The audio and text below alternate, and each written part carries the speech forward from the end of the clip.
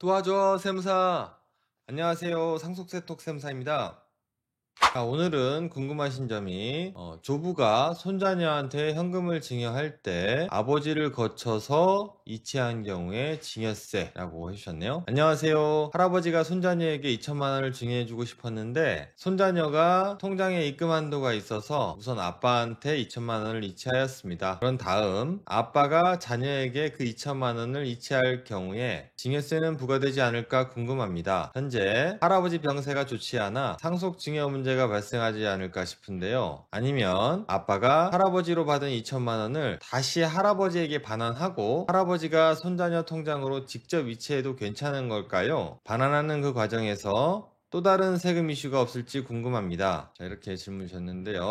할아버지가 손자녀에게 증여를 하고 싶었어요. 이렇게 얼마를 증여하고 싶었냐면은 2천만 원을 증여하고 싶었어요. 그런데 할아버지가 손자녀한테 돈을 주려고 하는데 손자녀 통장에 지금 입금 한도가 걸려져 있어. 그래서 우리가 아버지에게 2천만 원을 주고 그 다음에 아버지가 손자녀한테 2천만 원을 주면 각각 증여가 되는 거 아니냐, 그래서 너무 걱정돼서 질문을 주신 거죠. 자, 이 내용은 할아버지가 손자녀에게 2천만 원을 증여하고 싶었는데 2천만 원을 증여를 못했죠.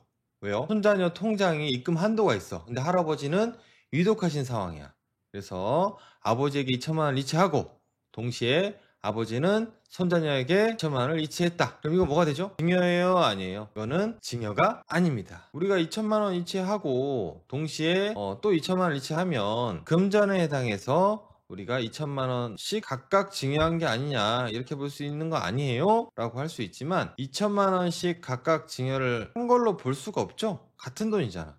그런데 현금의 경우에는 할아버지 계좌만 봤을 땐 아버지에게 증여한 것처럼 보이고 아버지 계좌만 봤을 때는 손자녀한테 증여한 것처럼 보이지만 할아버지와 아버지와 손자녀 계좌를 함께 우리가 분석하게 되면 할아버지가 손자녀한테 직접 이체한 걸로 볼 수 있겠죠. 이것은 사실 판단에 의해서 하는 거겠죠. 무조건 할아버지가 아버지한테 2천만 원 증여, 그리고 아버지가 손자녀한테 증여라고 단정할 수는 없는 겁니다. 아시겠죠? 그리고 할아버지가 돌아가셔서 우리가 상속세 조사를 받게 됐어요. 그래서 2천만 원 이체한 거를 우리가 확인했습니다. 그래서 아버지께 2천만 원 이체했네? 이거 사전증여 아니에요? 아버지께 사전증여 했어? 사전증여 아니에요? 이거는 아버지께 증여한 게 아니라 손자녀한테 증여한 겁니다 라고 우리가 소명을 하게 되면 이 부분에 대해서는 아버지가 증여받은 게 아니라 손자녀가 증여받은 걸로 우리가 판단을 할 수도 있습니다. 그죠? 이거는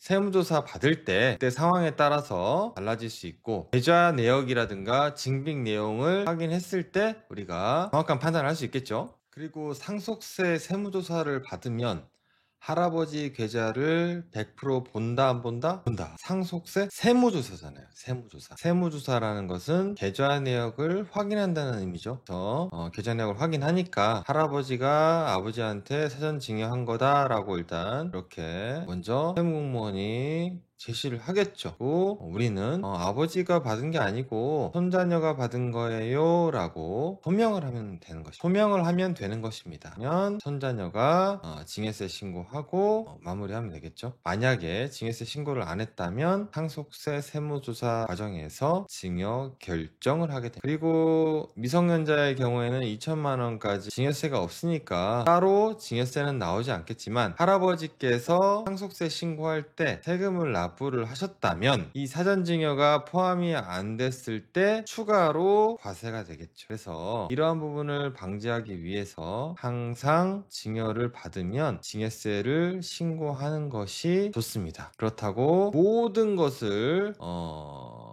신고하면 안 되겠죠? 예를 들면 아까처럼 할아버지가 아버지한테 이체한 거 증여세 신고하고 그다음에 아버지가 손자녀한테 증여한 거 손자녀가 증여세 신고하고 이러면 안 되겠죠. 이거는 할아버지가 손자녀한테 증여한 거를 증여세 신고로 하면 되겠죠. 그러면 증여한 시기는 언제냐? 결국 증여한 시기는 언제예요? 할아버지가 아버지한테 이체한 시점일까요? 아버지가 자녀한테 이체한 시점일까요? 아버지가 자녀한테 이체한 시점이겠죠. 그리고 그 기간이 길어서는 안 됩니다. 거의 동시에 이루어져야 가능하겠습니다. 기간이 길어지게 되면 각각 증여한 거 아니냐라고 생각할 수도 있기 때문입니다. 자, 이해되셨죠?